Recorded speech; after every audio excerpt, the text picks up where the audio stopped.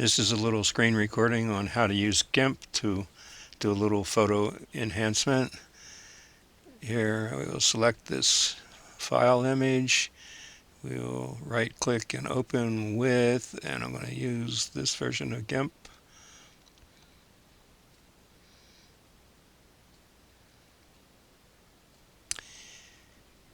And we can see we have the movie, the photo file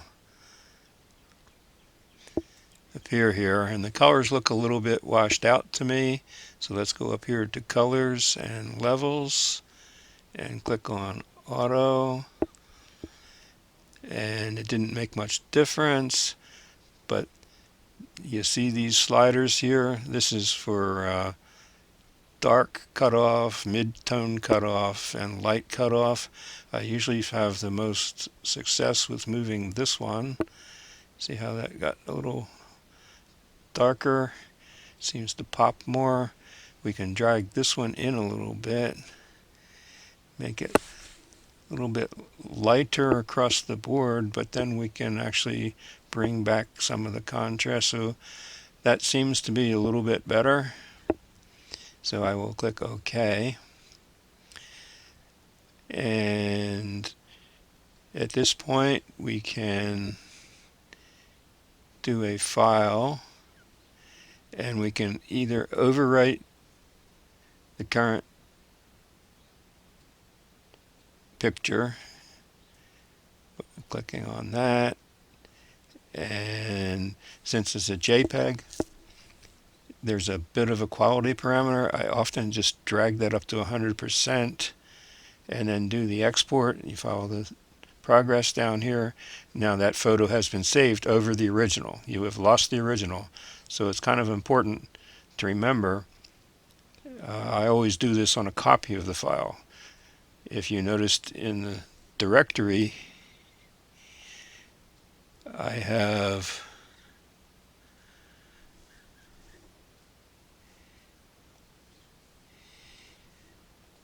made a copy in an ORIG file. This is not full screen. Okay, here we are. And this went to window 5, I think, so I want window 2. Yes, see there's an ORIG, so the original files I have here tucked away, and I have copies of the same, but this has now been worked on, so this actually has a today new date.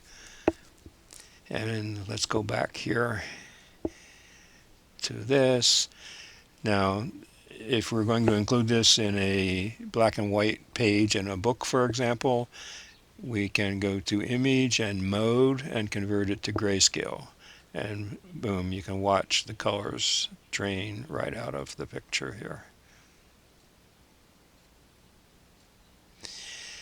And we could do colors levels here, and they act on the black and white tones at this point, and auto does nothing again, but we could fool with it using the sliders until we get a contrast and something that's pleasing to the eye.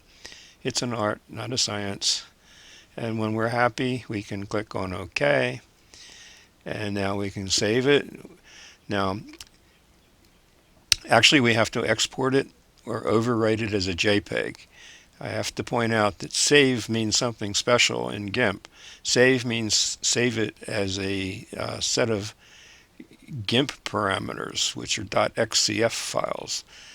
It contains a lot of information about what you've done, and you can actually back some of that stuff out. That's sort of an advanced lesson in Gimp.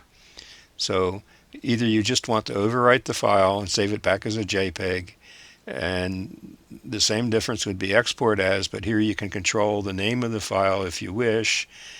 You can control here the type of file, which you can see all these choices. Usually I just come down to JPEG, and then you can export, and it sees at this point, instead of just forcing it to overwrite the file, it warns you, yes, we're going to replace it. And we can adjust this slider, and it can be 100%, and we can export it. And we have now saved the black and white photo over what used to be a color photo. So if we should exit Gimp, now see, we haven't saved the .xcf Gimp file, so we can just say discard these changes. But if we open this file now, it's the black and white one. Okay, so you have to keep track of what you're doing. Another lesson, let's see, let's look at this other file. We will open it with this version of Gimp.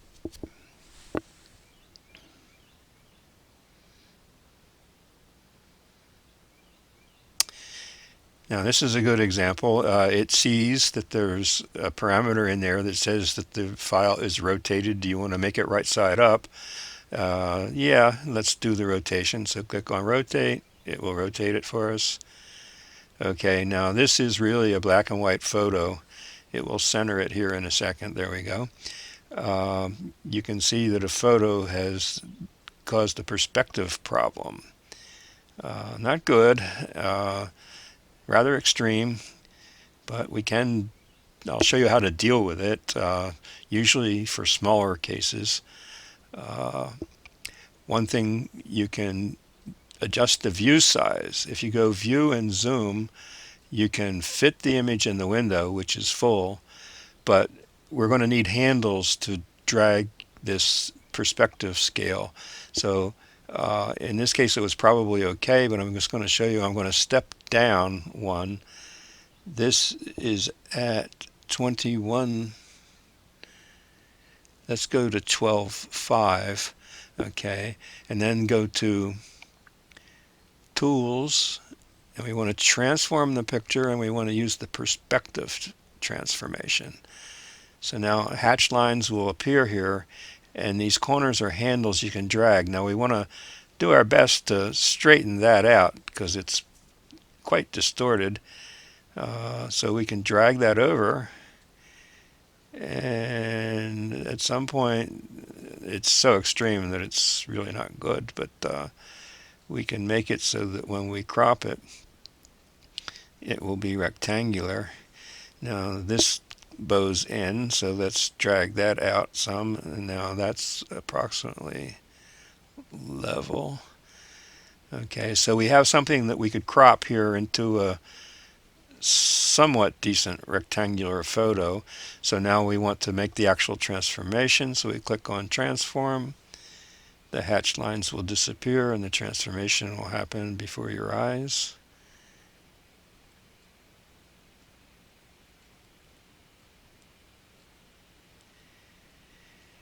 And now it looks somewhat rectangular, so we go over here to this tool, which is the knife, which is crop. So we'll click on crop, and then we say pick the upper corner. We can do just the part of the photograph here, and hold down with a left click and drag over to the other side, capture any text you want, and now we can capture this as a rectangle. And now we can release the left mouse button, and in here you see handles which you can do further adjustment. And for example, if we go up here, we don't want to do that. It will move the whole thing, but when you have that symbol, if you down click, you can adjust just that edge up, and we can adjust it back just as well. And when we're happy with the cropped part, we hit return on the carriage on the keyboard, and we have a rectangular picture. Not great. The perspective was so bad that bringing it back may have made it not much better. We can go to view, zoom, and fit image in window again, and we can see what we've got. And since this is black and white, some people like the sepia. If you're going to print it black and white, I would recommend converting the image mode to grayscale. And watch the sepia drain out of it. And we can go to colors and levels. Oops, cancel that, I missed. Colors and levels. And we can do an auto. And look, it's improving a little bit after it's been converted, and that looks good to me, so I will click OK. And now we just want to overwrite that image, and we will drag that up to 100, do the export. It's overwriting the image, and we can then quit Gimp, and we don't want to save the XCF file, so we discard the changes, and we have to go back to where we were. So now if we open this file, it is the black and white adjusted for perspective image. And there we have it. Okay, now there seems to have been something about Theophilus Price. I will open this version of Gimp again.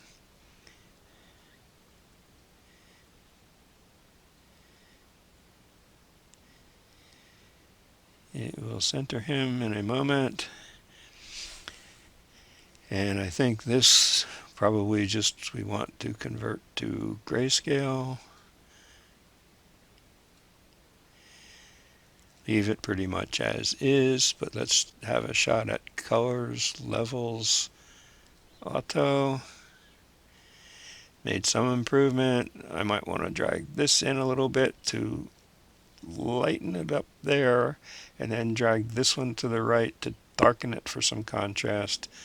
And when it's pleasing to the eye, you click OK, and then File, and you can overwrite or save it. And this is that persisting cache problem I have here. I find that clicking some of these, there seems to be a problem with the compilation of this program. It doesn't flush the cache, and it thinks I've done nothing since the last save. By clicking around there, it often fixes that. So I now will go File. Let's do the export as. Sometimes I'm more successful with that. And we'll export. We will select JPEG. And when we do the export, it's going to replace it. Yes. And if I can drag that to 100, we're good. Okay, export. It exports it. And we can quit Gimp. And we don't want to save the XCF file. So there we are. We have to go back to the other window. And for some reason, I have this file. So let's have a look at it with that version of Gimp.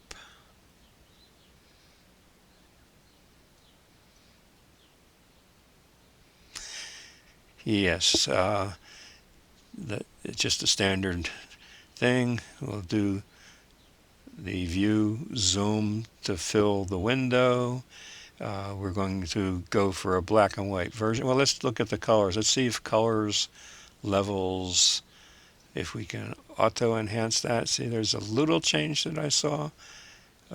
We can make it pop a little more. We make it darker, lighter. If we bring this in to lighten it and then darken it this way, sometimes it makes it a little more contrasty. When it's pleasing to the eye, you can hit OK. We can save that as a color image. Now if we just save it, if we're going to print it on a black and white page, we can go to Image Mode Grayscale, and it will wash the colors right away. And then we can adjust the black and white levels by going to Colors Levels, Auto. And we can see if we want to make it a little lighter with that, and then adjust contrast there. You don't want it to look too odd. It's got to be pleasing to the eye. It's kind of dark here, but you can fool with that. When we get the final one, we just click OK and File, and we can overwrite. And again, it's not doing that. It actually lets me kill that. It's really bizarre. It's been this way for a number of versions. And if I keep clicking around here and doing nothing, the cache will flush. And let's do the export again. Export as JPEG. Export, replace, drag it to 100 and do the export. Watch it export. And we have just enhanced all of these files. We have played with perspective. I've shown you how to do cropping and discard the changes. Let me show you where to find GIMP. In a Google search, you can go GIMP download, and you'll find the GIMP download page. And this is a Mac, so it looks like on one Mac. It knows that. If you're on Windows, it will offer a download from there. Um, you can click here. I usually go. I don't use BitTorrent. I usually go and download directly. You can download GIMP from here and install it on your Windows machine. But there are a couple. Let me.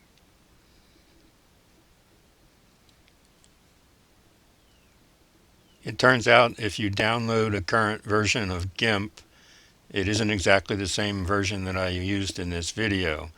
It turns out that they have added new features and preferences, and some of the default preferences may make it look like it's not even the same version. So I want to show you. Let me just open one of these with the new version of GIMP. Okay, it's this one.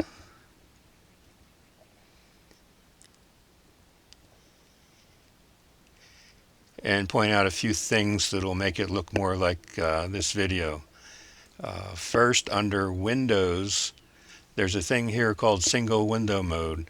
I find much easier to use GIMP in the single window mode. If you unclick that, you find out that your tools and everything are in different windows. Uh, I find that annoying and confusing. So I always now make sure to check that, and it may not actually be the default anymore.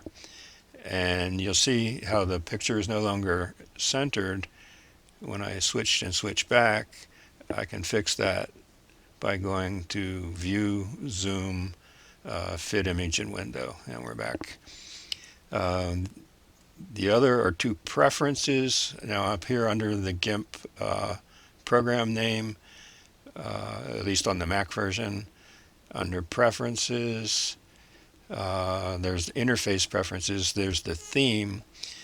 They added light, dark, and gray themes, and I think one of these is actually chosen as default. I go back to System. Okay, so you can experiment with these on your own. I found that System just looks better to me. And also the icon theme, they've added some various things. I've chosen to go back to the legacy. If you choose a different icon theme, you may end up finding that, like, the crop tool is no longer an X-Acto knife, but it's overlapping rectangles, I guess. So it's a little confusing. I like to keep things the way I learned them, so I choose the legacy here. So I thought those couple of tips might be useful for you, and I'll just cancel out of that. And the only other things, there are lots of books on GIMP. If I come back here, if you search on Amazon for GIMP photo editing software, you'll find many, many books you can buy. I will just point out the two that I have on my shelf. One is this one, The Book of GIMP. Okay, I got this book second, and I think I actually learned more from it than the first one that I bought, which is down here, Beginning GIMP. This is also a good book, and was the first one that I read, but I seem to recall that this one actually moved me forward quicker. The other thing is there are many YouTube videos on how to use GIMP. Now, if you go just to a Google search and you search for GIMP, say layers, layers is a feature in GIMP which is more advanced than covered in this little video. But if you search for just GIMP YouTube or GIMP and a topic YouTube, you will find YouTube videos that guide you along. So for example, here's a nice little video on the tutorial, a layers introduction tutorial. And you could do this with color levels, any topic in Gimp that you'd like to see demonstrated in YouTube, you are probably going to find it. So I think that's about all I wanted to cover in this little introductory video. Good luck with it.